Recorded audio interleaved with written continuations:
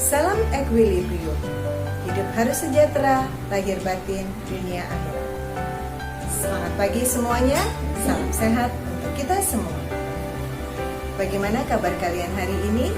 Semoga kalian semua dalam keadaan sehat dan tetap semangat mengikuti pembelajaran kita walaupun masih dalam bentuk pembelajaran jarak jauh. Materi kita hari ini, kita akan masuk dalam materi persamaan dasar akuntansi. Mungkin dari kalian semua ada yang pernah belajar akuntansi sebelumnya? Oke, kalau belum, tolong disimak baik-baik video pembelajaran yang akan saya berikan ke kalian. Semoga semua ini dapat membantu kita untuk lebih memahami materi persamaan dasar akuntansi. Ingat, tidak ada kata yang sulit, tidak ada kata tidak bisa kalau kita mau belajar. Walaupun berjauhan, tapi kami percaya saya dan kalian bisa melakukan semua ini dengan baik. Bila ada kesulitan, jangan ragu untuk menghubungi saya, bertanya langsung ke saya atau ke teman yang kalian anggap bisa. Selamat belajar! Sudah mulai siap dengan pelajaran kita hari ini? Persamaan dasar akuntansi. Apa ya persamaan dasar akuntansi? Kalau lihat gambarnya, ada gambar mobil, ada bank, ada ekuitas, liability, aset. Apa ya? Kita lihat sama-sama.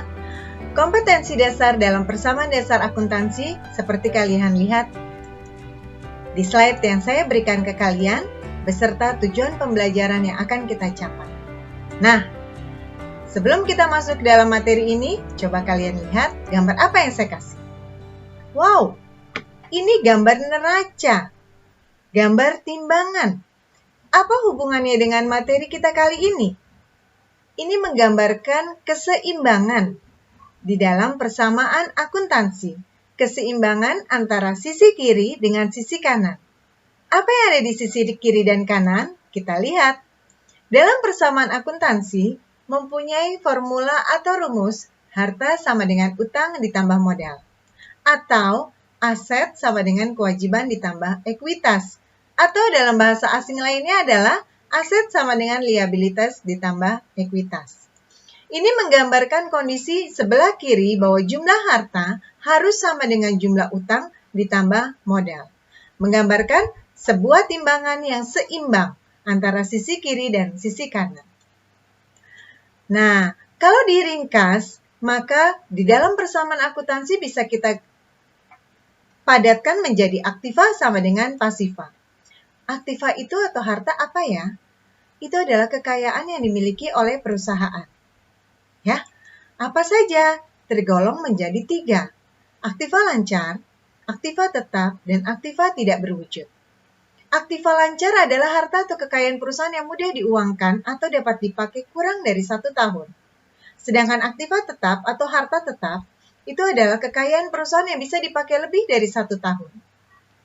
Sedangkan harta tidak berwujud itu bisa dalam bentuk goodwill, hak paten, merek, dan lainnya. Sedangkan utang atau kewajiban itu adalah kewajiban yang harus kita penuhi kepada pihak ketiga. Bisa dalam utang jangka pendek yang jangka waktunya adalah 1 tahun, utang jangka panjang lebih dari 1 tahun. Nah, bagaimana dengan modal? Di dalam persamaan akuntansi, modal itu dipengaruhi oleh 4 hal. Investasi, beban, pendapatan, dan price. Kita lihat ada 2 warna yang berbeda. Modal ini dipengaruhi oleh investasi dan pendapatan sebagai unsur penambah modal. Sedangkan beban dan price adalah unsur pengurang modal. Kita lihat satu-satu. Investasi itu mengakibatkan modal bertambah dan harta yaitu kas bertambah. Investasi tidak hanya berupa kas saja, tetapi bisa dalam bentuk perlengkapan dan peralatan. Jelas saya sampai sini ya? Yang kedua, sisi kedua, pendapatan. Pendapatan itu juga mengakibatkan modal bertambah dan harta bertambah. Bila penyelesaian pendapatan dilakukan secara tunai, maka akan menyebabkan harta ya dalam kurung dalam hal ini kas bertambah. Sedangkan apabila penyelesaian pekerjaan tidak langsung dibayarkan, maka yang mengakibatkan harta bertambah adalah untuk akun piutang. Yang berikutnya adalah beban atau biaya. Ini mengakibatkan modal berkurang dan harta berupa kas berkurang. Yang terakhir adalah prive. Prive itu apa sih? Prive itu adalah ambilan pribadi pemilik modal. Harta berkurang berupa kas dan modal berkurang. Yuk kita langsung lihat contoh soalnya untuk lebih memahami analisis transaksi persamaan dasar akuntansi. Contoh pertama. Diinvestasikan ke dalam perusahaan uang tunai sebesar 10 juta sebagai modal awal. Kalau kita lihat, maka yang bertambah di dalam perusahaan adalah modal bertambah. Karena ini adalah transaksi investasi. Tadi salah satunya adalah modal bertambah dari transaksi investasi. Karena ada investasi dari pemilik, maka perusahaan yang bertambah adalah harta yaitu kas bertambah. Yang kedua, dibeli perlengkapan kantor 500.000 secara tunai.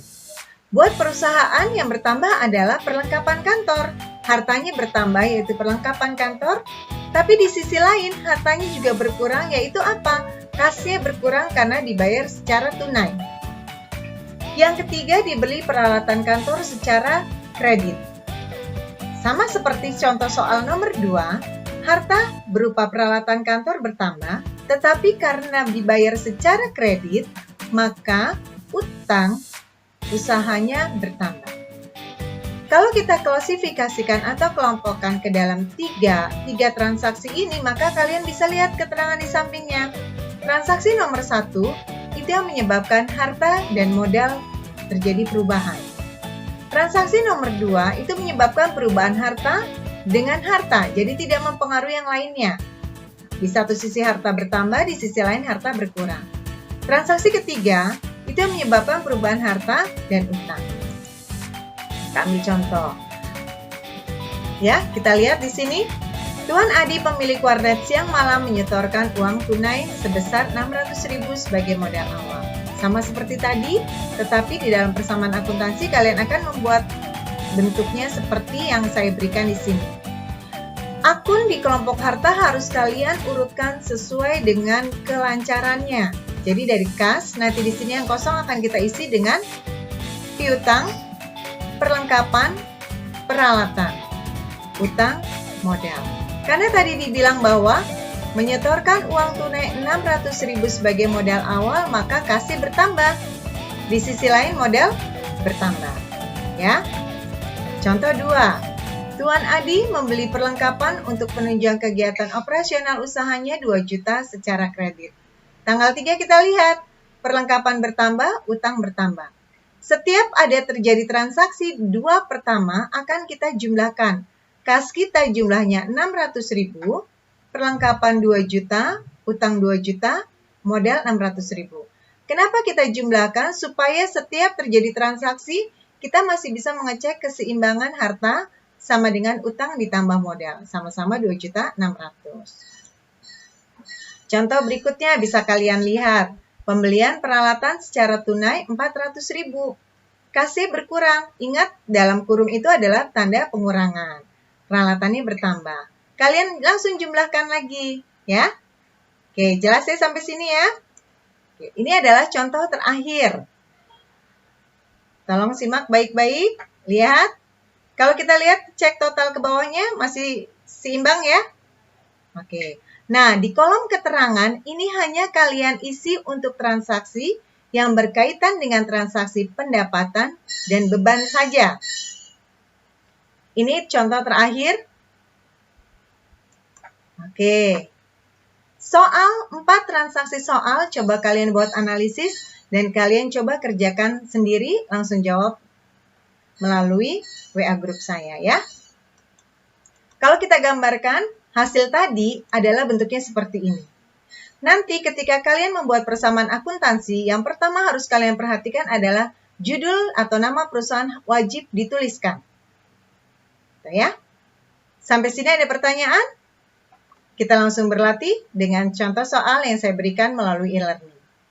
Oke? Sampai bertemu lagi. Jangan sungkan untuk bertanya. Kita harus semangat terus di dalam pembelajaran. Sampai jumpa.